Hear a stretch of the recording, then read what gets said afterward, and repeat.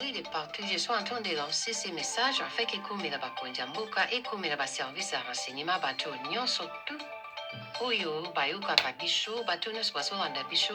Je suis en train de lancer les messages et comme la bakonjamboka ba service à renseignement. Likambo ezali somo o tatwa zengo sala. Omona makambo bazuko mapamba te bazo préparer quelque chose tu kukuya na badossier moko eza très urgent. Badossier moko il faut kolandela yango rapidement. Na Congo Central, eza na port babengaka port ya Ledia. Port ya Ledia wana ekanamika na port ya Onatra ya leta. Se monsieur si apesa bamoyen nyonso tu oyo ezali na port na ye afin ke bato bakoma kopréféré kodedone na port na ye ke na port ya leta donc. Déjà, c'est l'État qui est en train de perdre. Ce monsieur, il commence à faire entrer le 1-23 à Congo Central. Azumi abona système ba mécanicien ba masura balati ba combinaison tant ba comme na vila matadi ba dédouaner misu ba comme ba porteur puis ba tirer na vila matadi ba mo ba bato na ba mojung. Azan ba bato na zoko tara ba mo ko si wa musufu. Il faut que tambuza message ou tout. Balande la pa wana même na kati ya pa wana c'est lui qui est le responsable c'était un Rwandais. Kulunga na kati ya pa wana kuya ujunga na sima boycota boma. Na boma soki na nzela mwanda omona entreprise ne moko ezala na mabenga yango Congo-Quil. Pembeni ya Congo-Quil wana entreprise ne omona port moko ezalaka wana. Comme si le service a été ezalaka te. Donc port wana il y a des choses qui descendent là-bas ni contrôlées par OCC ni contrôlées par DGM. Bilo ba service tout autre place wana ezalaka te. Bilo wana ekitaka ne koti na entreprise. Même cette entreprise, ça doit faire l'objet à contrôle. Il faut qu'on contrôle cette entreprise-là. Il faut qu'on vérifie. À part ça, dans la concession, on n'est qu'à toujours dans le même chemin. Ils ont la place à Bengara, droite à Bangombe. Car toujours dans la moine. Place où on a des Rwandais sont là. Bakolo Batuabo, Bangombe, ce sont des Rwandais. Et qu'on place, on va la rater.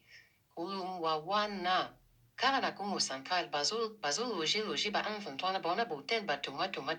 À part ça, toujours car na boma. Soki okomina boma. Bike na zuke intela kikuku. Tuna wadnos bayeza ana na affaire kikuku. Soki ukiti de la fichière, tuna wadnos ba ana boma, ukiti de la fichière, uke tutu wa biki na okay na kwa kikuku. Obimi vers kwadima kuna, omuna pale ni moko batu wana il mo babenga il de mateba, isa toujours na boma. Una pale wana ba infiltre bazaba, una ba nduki. D'ailleurs, le soir, vous allez voir la casa il mine de peli. Sugi na kosi botu no bazara na boma, ils vont vous expliquer ça. Boye bisa mokonja moka fe ufi bakin marché nyonso tu ya Kinshasa, ba fe ufi bakin marché tu ya Congo Central. Ils sont en train de travailler en connivence avec ce monsieur ici, Telmeza Bilobonaye. Il y a des fois, vous allez voir des cartons de biscuits, ce ne sont pas des cartons de biscuits, ce sont des munitions. Il faut vérifier tout ça. Et puis là, vous priez à Kabilati, quand même, Bakingakat, il faut aller perquisitionner là-bas. Il faut mettre des militaires là-bas. Bazana plan ou bazo sala ou ba phrase ou bazo koma, ils sont en train de préparer quelque chose. Boebake, wana museve na lubaki na janvier, tuuza na goma. Ya wana gome koyaka le 26 janvier. Bukavu okoya le 16 février. C'est le moment pour nous de se réveiller. Papa wazo préparer le komade pour nambuka. Tout les massé le moment, tout les matotia makele, les bisounos na réseau, et la moussa va kondambuke na moussa ba service à renseignement Congo Central est en danger avec ce monsieur. Busala Kibuke de vérifier Biloko Lenio, Susanna Congo Central. La liste est beaucoup de gouverneurs et à Congo Central va vous expliquer donc Bosalano, Kibotamu, sa message ou Ekomela Tunyosho. Place Basel Bakotamboka et Bougé Bambo, Basala Moussala ou c'est en urgence. Ceux qui beaucoup Méliming, Batrace aux a effacés parce qu'ils savent que nous sommes en train d'enquêter sur ça. Nous venons d'enquêter sur ça. Une proposition à ma casse à autant vous a message comme il a retenu, surtout toujours rappeler, toujours insister. Beau temps vous a message beau partageant. Et comme il a retenu, soit parce que tu as déjà 20, tu peux si battre une chose au service de renseignement bal en dénaïmo. Une beau temps vous a message comme on est sans à l'écoute. Bandeko na banzi boyoki likambo mama oyo alobi. Bandeko nanga likambo oyo ya port wana privé. Eza likambo ebani lelo te. Eza likambo akala. Mais le gouvernement et les services de renseignement, les services secrets ferment les yeux. Le gouvernement ferme aussi la bouche. Tata oyo amemi mboka na lokuta. Asali 18 ans na kati ya pouvoir. Kasavu bakendaka libela ti akufi. Mobutu akendaka libela ti akufi. Laurent Désiré Mobutu Kabila babomaye. Ye lukola kei akende pe libela. Mais bandeko, eza na biloko ebele eza na Congo central oyo eza ya tata oyo bondima te. Na Congo central ba Rwandais bakota ebele baza na kombo ya baluba. Oke na boma plein, oke na mwanda plein, oke siko port oyo bandako lesa ba matadien. Port oyo toyebaka aboma yango asala port na ye privé oyo bazo benga na kombo soki aledia. Donc mokonzi atia kuna aza Rwandais. Bon amima ba Rwandais kuna neti bakeba neti ba mécanicien. Après atiki bango azongi kozoma mosusu. Kaka ndengo na dokomi plein. Mais Tshilombo est incapable de dire un mot à Kabila parce que si Tshilombo est président de la République, c'est grâce à ce monsieur Kadambe. C'est lui qui a fait de Tshilombo président de la République. Donc Tshilombo est redevable, vraiment redevable. Donc on le met au côté. Ba service de renseignement oyo ya RDC. Bango balukaka bakangande congolais. Mais étranger en tout cas et loko moko sala bagayate. Combien de fois likamo bazolo bayango? Rien. Tata moko boy garçon moko baza so moluba uta kuna Congo central. A remarqué moi ya lobby gouvernement rien. Bo bino siko baluba pena elo oni boza ko gérer siko. Eloko ni bino ba gérer nini assemblée provinciale ya Congo central. Batunete ya bano yo soki nani wana ba misu ba pesa bango minene ya pamba pona makambo susu. Présence sur l'Assemblée provinciale ya Congo. Eloko ni. Ba service de renseignement eloko ni. Mboka ya munene boye. Babanga kata to. Mboka ya munene babanga kaka Kabila. Mais pourquoi on ne peut pas l'arrêter? Parce que Tshilombo est redevable. Point, c'est lui. Ce qui Tshilombo est redevable, c'est pas kangaye. À part wana, azana ba société boni. Na 18 ans dans pouvoir à sali et l'autre côté incompétent à cause de la mboka na yepa pina kingakati. Kosala ngani ba faire na ba Tanzanie, ba Burundi, ba Uganda, ti na Congo central. Na Congo central kutu ipare azana na bilanga mususu ya chanvre, ya munene ye.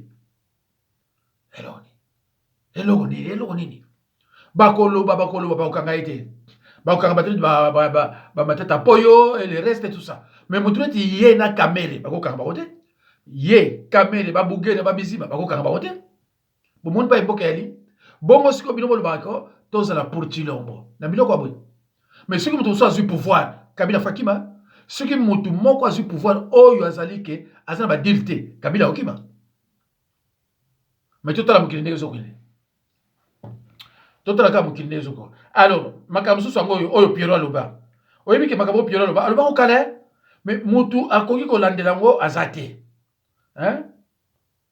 mutu akoki kolandela yango aza te eza totala yango toyoka susu nayokisaki bilango mokolo wana voilà toyoka. Écoutons ça d'abord. Pour pleurer Kabila, Kabila c'est un homme vomi, Kabila c'est un homme honni. Kabila est arrivé en 97 avec des bottes en caoutchouc et des matelas sur la tête. Il en sort aujourd'hui milliardaire. Kabila, si on était dans un pays sérieux, Kabila devait nous rendre des comptes. Est-ce que vous vous rendez compte des mal que cet homme nous a fait? Où se trouve aujourd'hui le zoo botanique, le zoo zoologique de Kinshasa? Kabila a détruit ces choses-là pour créer Kingakati. $30 par enfant. Il faut y aller chaque dimanche. Comment vous pouvez expliquer qu'un individu venu dans les conditions que l'on sait, on l'a vu venir, puisse détenir aujourd'hui un domaine comme Kingakati? C'est-à-dire vous arrivez à l'entrée, pour arriver à la maison de Kabila, vous avez plus d'une heure de route. Les meilleures routes du pays sont construites à Kingakati. Mais soyons sérieux. Kabila dispose de plus de 120 concessions minières à travers la République. Lisez le rapport Bloomberg, lisez le rapport Reuters. Les enfants de Kabila à l'âge de 14 ans disposaient déjà des concessions minières. Kabila dispose de plus de 70 entreprises qui coûtent des milliards de dollars américains. Cet homme est plus riche que le pays. Qui a oublié l'affaire Panama Papers avec sa sœur Jeannette Kabila? Zoé était qui avant qu'ils allaient? C'est une fausse histoire. Tout ce que vous dites là, c'est Je faux. vais vous donner la parole. Je vais vous donner la parole. Vous allez me donner raison, je connais l'homme avec ses gesticulations. Il va vous rendre la tâche difficile. Non, il a dit c'est J'ai fini. dit Kabila a-t-il dit Attendez. quelque chose Je vais vous au donner la travers parole. de l'OSI de Kinshasa et à Mesa Kinshasa? Je vais vous donner la parole. Dites-moi quel est cet animal Moniche, que Kabila a récupéré Moniche, au jardin botanique. vous allez voir la parole. D'accord. C'est les lions, C'est bon, les Moniche. léopards, C'est bon. c'est des crocodiles. C'est bon, Moniche. Dédé, non. Moniche, je ne sais pas encore donner la parole. Attendez. Vous aurez du mal à retrouver cet homme. C'est un tomatier de Kingakati. Il a l'habitude de fréquenter la Kabylie. Et parmi les qualités de Kabila, c'est la gesticulation, c'est la masturbation. Et lui, il participe à ces régimes-là. Donc, dire aujourd'hui que nous allons regretter. Vandeko. Eza mawa na bato oyo bakumisaka ba miyibi. Ngai soko za muyibi na kumisa yo te. Jamais na ko lobalika moko ya malamu mpona yo. Kabila na 2000 avant 2018. J'ai beaucoup parlé de Kabila. Mais nana occupé yo. Nana occupé yo. Nous avons cru que Oyakozwa Mboka, moi Mboka, en tout cas Kabila, on va faire le nécessaire pour l'arrêter. Je l'ai dit et je l'ai répété sans cesse que Kabila est venu exterminer et balkaniser. J'utilisais toujours les deux mots. Exterminer et balkaniser. Tata Oyo. Donc, mutumoko donc amona ba Congolais vraiment bazoba ya bazoba. Amona ba Congolais vraiment que y a l'équipe ba Congolais mayele. Et ils ont prouvé quelqu'un ba Congolais mayele. Yono bananga ke ale ba Congolais mayele te. Mais banda makambo to lubaka. Solutionner. Solutionner. Tout le monde a vu comment cet homme est venu chez nous sans passeport. Hein? Sans passeport. Mais asali eloko moko grave na Kingakati. Et naba avion te, naba avion eza na Kingakati. Mais nani akokangaye? Kaka abima ki na yaki na ine ko tambola tango bato bayoka ka zongi, bato bazui trouble. Pourquoi bato bazui trouble? Parce que bazo bangaye. Naba mouyaya, naba service de renseignement, ba confirmer que Kabila zana Goma alors que azaki na été panique générale. Pona nini? Po bazo bangaye. Le pouvoir est ailleurs. La présidence sous surveillance. Mais ça va. Donc, tu le peux tant parler. A koti kalaka ko Kabila te.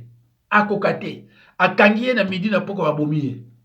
A kangiye na midi ko na poko babomiye. Ba service de renseignement.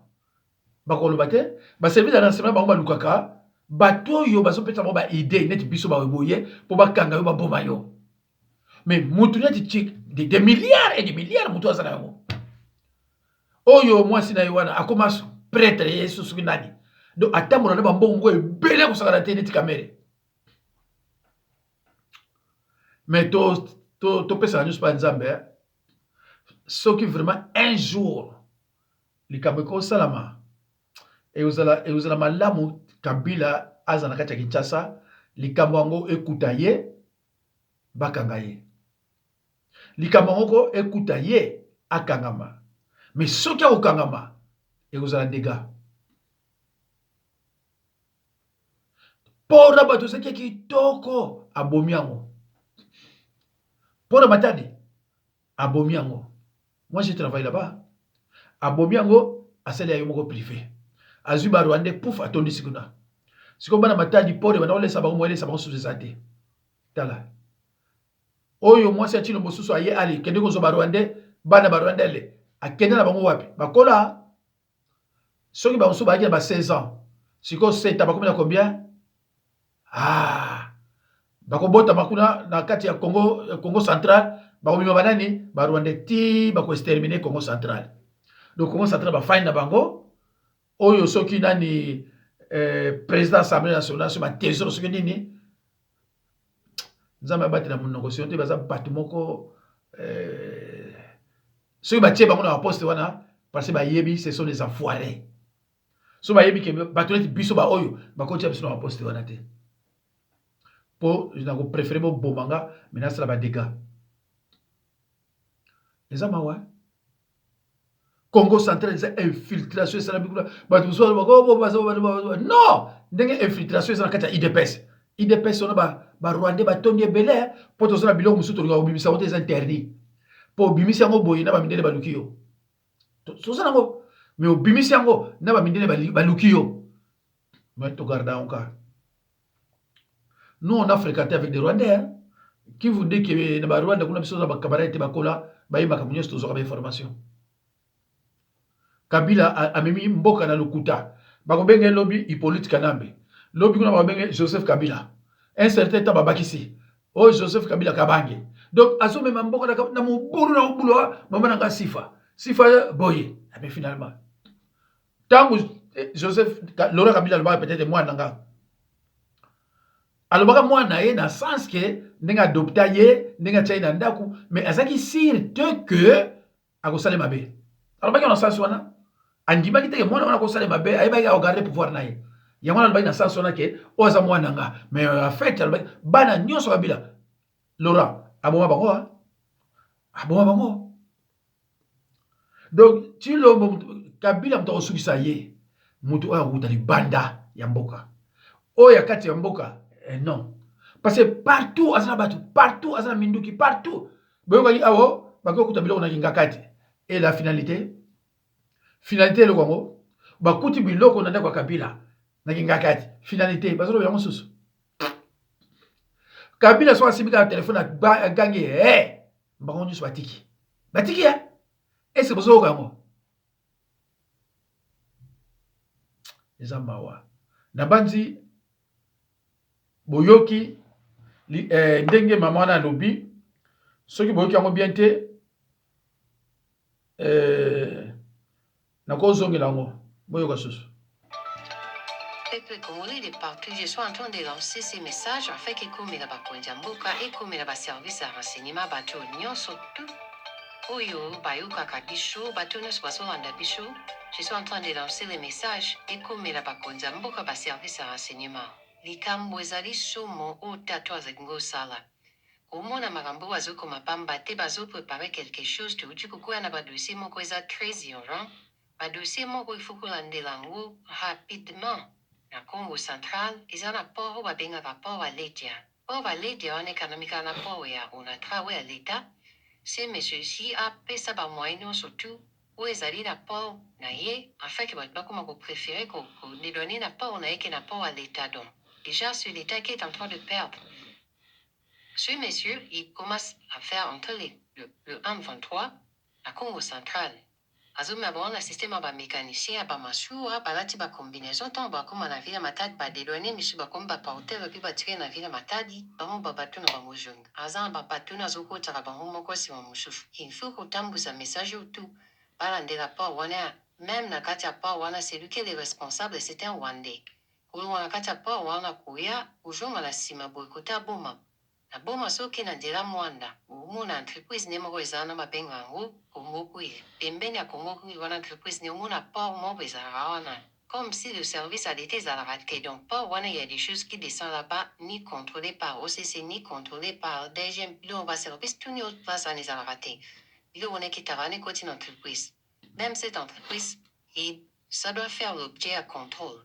Il faut qu'on contrôle cette entreprise-là. Il faut qu'on vérifie. À part ça, dans la concession, on n'est pas toujours dans le même chemin. Dans la place moi à Bengara, droite à Bangombe. Car toujours dans la Moana. Place où des Rwandais sont là. Bakol Batuabo, Bangombe, là, ce sont des Rwandais. Et qu'on place, on va rater. Wana. Car à la Congo centrale, Bazol, loger, ba un 23, na bona botel, ba toma. À part ça, toujours car na boma. Sauf que au commun boma. Bike nazuke intela kikuku. Tuna wadnos bayeza na affaire kikuku. Shuki ukitis de la fichière. Tuna wadnos ba na boma. Ukitin de la fichière. Ok tout wal big na ok na kwa kikuku. Obimi ver kwa di makuna. Omuna pale ni moko batuana il mo babenga il de mateba. Isa toujours na boma. Una pale wana ba infiltre bazava. Una na ba minuki. D'ailleurs le choix vous allez voir na kasa il mine de pele. Sugi na kosi botu no bazava na boma. Ils vont vous expliquer ça. Boye bisa mokonja moka vérifier ba kin marché nyonso tout ya Kinshasa ba vérifier ba kin marché tout ya Congo Central. Ils sont en train de travailler en connivence avec ce monsieur ici tel meza bilo naye Il y a des fois, vous allez voir des cartons de biscuits, ce ne sont pas des cartons de biscuits, ce sont des munitions. Il faut vérifier tout ça. Et puis là, vous priez à Kabila, quand même, Bakingakat, il faut aller perquisitionner là-bas. Il faut mettre des militaires là-bas. Pas un plan où bazo ça là, pas phrase ou bazo comment ils sont en train de préparer quelque chose. Boébake, wana mseve na lobaki na janvier, tuuza na goma. Ya wana goma ikoyaka le 26 janvier. Pourquoi vous au les 16 février? C'est le moment pour nous de se réveiller. Papa a préparé le commandé pour nous. Pourquoi tout est les masses, les moments, tout est les matins, tout est maquillé, les bisous na réseau et la moussa va condamner que la moussa va servir à renseignement Congo central est en danger avec ce monsieur. Pour ça, nous, Kibo, qui de vérifier, Biloko, Nainio, Susanna Congo central, la liste est pour que le gouverneur et à Congo central va vous expliquer donc, Bo Salano, Kibo Salano, Kibo Salano, Kibo Salano, Kibo Tamusa, message et comme il a tenu sur place, si Basel Bakotamboka et bouger Bambo, Basala Moussala ou c'est en urgence. Ceux qui vous mettent mingi va classer aux effacer parce qu'ils savent que nous sommes en train d'enquêter sur ça. Nous venons d'enquêter sur ça. Une peu ça ma casse à vous un message comme il a retenu, surtout toujours rappeler, toujours rappeler, toujours rappeler, toujours insister. Beau tam vous un message beau partageant. Et comme il a retenu, soit parce que tu as déjà 20, tu peux si battre une chose au service de renseignement balandé d'amour. Une peu beau tam vous un message, comme on est à l'écoute. Bandeko, soki oza congolais bandeko na biso ya Katanga, ya Kisangani, ya partout, faut boyeba ke muto yo aza ennemi ya mboka na biso. Bozwaka ye Katanga te. Muto yo aza ya biso te. Donc ye aza ya biso te. Tant que ye ako vivre, akozala vie, tozana kimia te. Ndenge bomona ka sala sosté azana makobe pelé azo sala kati ya RDC o ba pesa ye mission ye na kamere. Donc bango ba na kamere na batro bango sosona baza ba dangereux. Okoloba mais ils ont passé parce que votre président est redevable de quelque chose. Donc ils ont passé pour ba libérer. Bino bato en tout cas soza na ndeko ya Congo central. Tindila ibango même 20. Yebisa yepe a panza. C'est-à-dire que peuple congolais azala au courant de ce qui se passe dans la province naïe. En tout cas, je vous en supplie. Oyo yazana mutu na Congo central tinda. Bino bato katanga so bomoni video panza mo na kati katanga kuna. Panza mo na kati Goma, panza mo na kati Ituro, panza mo na Kisangani, panza mo na Bandundu, panza mo na Congo central. Parce que Congo central sobe yindi bazu yango pe libela. Ah boye ba rappelle que Congo central te laisse ça kini hein. Après Congo central ya Bandundu. Bon voilà. Donc na tieloko ya suka pour nakata ni. Écoutons ça d'abord.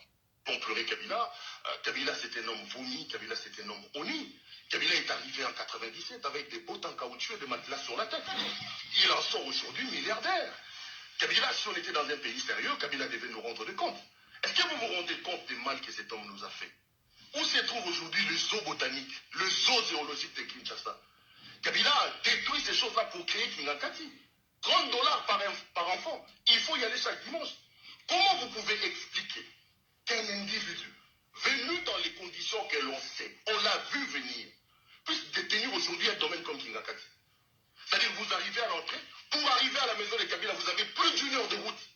Les meilleures routes du pays sont construites à Kingakati. Mais soyons sérieux. Kabila dispose de plus de 120 concessions minières à travers la République. Lisez le rapport Bloomberg, lisez le rapport Reuters. Les enfants de Kabila à l'âge de 14 ans disposaient déjà des concessions minières. Kabila dispose de plus de 70 entreprises qui coûtent des milliards de dollars américains. Cet homme est plus riche que le pays. Qui a oublié l'affaire Panama Papers avec sa sœur Jeannette Kabila? Zoro était qui avant qu'il arrive? C'est une fausse histoire. Tout ce que vous dites là, c'est faux. Je vais vous donner la parole. Alors, bandeko na banzi to suki wana vraiment mutu moko yaki neka abwa komi milliardaire na kati ya mboka na bino bofandi et puis bato mosusu bazo komisa ye. Hein? Mutu moko akuti ne suki wapi aye na mboka na bino ayibi rien akomi milliardaire bofandi na bino pe kimia ba mosusu kutu babeti na kayima boko. Ça c'est quel pays? C'est quel peuple ça? Alors, sikoyo mama oyo azoloba akosi Pierrot akosi tata moko alobaka ngo avant jeune homme moko bo aloba makambo nyonso mpona Kabila na Congo central mais mutu akotela sa te mutu moko akotelema te ministre moko akotelema te alors yango nomoni kamera asalaka mosala na ye bofuta sikoyo badepute 40 000 dollars bino bozokasa ke 40 000 dollars bafuta bango mpo na esengo mpo na elengi te mpo na biloko oyo nyonso sadi ntango bafuti bango 40 bakangi miso bakangi monoko bakangi miso bakangi monoko kuna bango baza kotravaille babandaki na 7 000 dollars balongwe 7 000 dollars 21 000 dollars ntango kabila alongwe bango 21 000 dollars 21 000 dollars 40 000 dollars ti longo azoyeba na ye te pourquoi ifo tofutaka bato boye azoyeba mpo bacouvrir ye or mpo bango batravaille bayiba bato neti bakamere wana bakoma bamilliardaire akosakana te babezima babukera bazowe baya na nini na mboka oyo ya biso kende kotala bandako na bango na mwanda kende kotala bandako na bango na mwanda kende kotala na boma na inde mateba yo komona me tokoloba ndenge nini biso awa toza mieux placé mpona koloba koleka baservice de renseignement ya RDC me ntango bango bazozwa biloko oyo ole bakende so balingo kende kobene ya kete balobi kokende te mbemba azoka ministre ya défense te ayaka na elulu ke nga kaka nga babi malembe soko olingo vivre mbemba azonga nsima mbemba azonga suka ayebaka ebele mbemba oyo akoloba na bino akoloba yango te bakoboma ye bandeko na suki wana naza biloko mosu akolakisa me nalingi nasangisa makambo te ozwi video oyo panza yango ozwi video oyo ko panza yango meme ntina baluba mpo baluba bayeba ke bazokoka kokanga kabila te kaka monoko kabila tolakisi nyonso biloko yango oyo bokanga ye kaka baluba monoko bokanga mutu bazokokanga ye te pourquoi bazokanga ye te mais parce que apesa bino pouvoir parce que ye mutu apesa bino pouvoir vous êtes redevable eza mawa na soni bandeko mais topesa nyonso pa nzambe tôt ou tard nzambe akosala merci